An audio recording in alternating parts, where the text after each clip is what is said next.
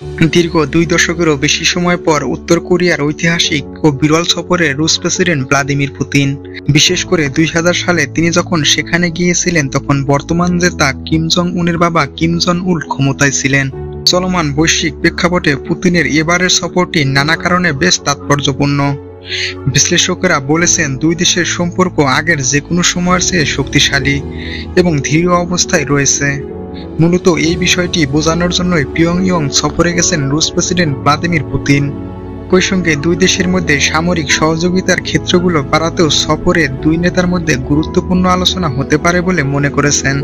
আর এক্ষেত্রে স্বাভাবিকভাবেই আলোচনায় প্রাধান্য পাবে চলমান ইউক্রেন যুদ্ধ এবং অস্ত্র সহায়তার বিষয়টি।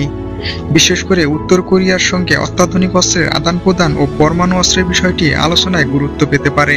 কেননা ইউক্রেন যুদ্ধের জন্য রাশিয়ার বিপুল পরিমাণ অস্ত্র প্রয়োজন। রাশিয়ার যে অস্ত্র নির্মাণ কারখানা রয়েছে তারা কিন্তু অস্ত্র তৈরি করে কুলিয়ে উঠতে পারছে না, কারণ প্রতিদিন বিপুল পরিমাণ অস্ত্র প্রয়োজন রুশ সেনাবাহিনীর। বিশেষ করে তাদের প্রয়োজন কামানের গোলা এবং ক্রুজ মিসাইল, যেগুলো দিয়ে তারা ইউক্রেনের সামরিক স্থাপনা ধ্বংস করতে পারবে। যুক্তরাষ্ট্রের নিষেধাজ্ঞার কারণে অন্য কোনো দেশ থেকে এগুলো আমদানি করতে পারবে না রাশিয়া। তাই উত্তর কোরিয়া এবং ইরান থেকে গোপনে অস্ত্র আমদানি করলেও এখন ঘোষণা দিয়ে উত্তর কোরিয়া থেকে ভয়ঙ্কর অস্ত্র নিবে রাশিয়া, কারণ কোনো যুদ্ধেই অন্যের সাহায্য ছাড়া টিকে থাকা সম্ভব নয়। ইউক্রেনকে যুক্তরাষ্ট্র সহ পুরো পশ্চিমা দুনিয়া অস্ত্র দিয়ে সাহায্য করছে, এমনকি তারা তাদের অস্ত্র দিয়ে রাশিয়ার মূল ভূখণ্ড পর্যন্ত আক্রমণ করার অনুমতি দিয়েছেন। তাই এই অবস্থায় রাশিয়ার প্রয়োজন বিপুল পরিমাণে অত্যাধুনিক অস্ত্র, যা তারা নিতে পারে উত্তর কোরিয়া এবং ইরান থেকে।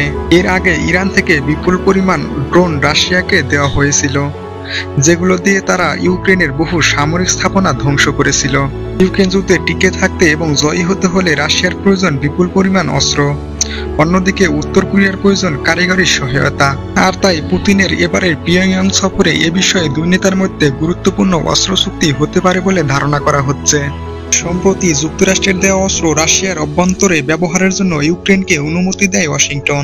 একই ধরনের অনুমতি দেয় পশ্চিমে আরো কয়েকটি রাষ্ট্র, যদিও এক্ষেত্রে কেবল রাশিয়ার সামরিক স্থাপনাগুলো লক্ষ্য করে হামলা চালানো যাবে বলে কিয়েভকে জানায় তারা। ফলে স্বাভাবিকভাবেই সেনা অভিযান জোরদারের পাশাপাশি নিজেদের অস্ত্রের ভান্ডার আরো সমৃদ্ধ করার তাগিদ অনুভব করে মস্কো। এ অবস্থায় উত্তর কোরিয়ার তৈরি কি ধরনের অস্ত্র ভবিষ্যতে রাশিয়ায় সরবরাহ করা হবে তা পুতিনের এ সফরে চূড়ান্ত হতে পারে বলে ধারণা করেছেন সংশ্লিষ্টরা। তবে এক্ষেত্রে অনেকেই মনে করেছেন রাশিয়ার অত্যাধুনিক অস্ত্র সরবরাহের বিনিময়ে এবার কেবল জ্বালানি ও খাবারের নিশ্চয়তায় সন্তুষ্ট থাকবে না পিয়ংইয়ং। সম্প্রতি মহাকাশে গোয়েন্দা স্যাটেলাইট উৎক্ষেপণে ব্যর্থ হয় উত্তর কোরিয়া। এক্ষেত্রে রাশিয়ার কাছ থেকে প্রযুক্তিগত সহায়তা চাইতে পারে উত্তর কোরিয়া। এছাড়াও পারমাণবিক সাবমেরিন ও স্যাটেলাইট নিয়ে পরীক্ষা নিরীক্ষাও মস্কোর কাছে সাহায্য চাইতে পারে দেশটি। যদিও রাশিয়া ও উত্তর কোরিয়ার মধ্যে পারমাণবিক অস্ত্র বিনিময় সংক্রান্ত যে কোনো ধরনের সহযোগিতার বিষয়ে দক্ষিণ কোরিয়া এবং যুক্তরাষ্ট্র ব্যাপক প্রতিরোধ গড়ে তুলতে পারে।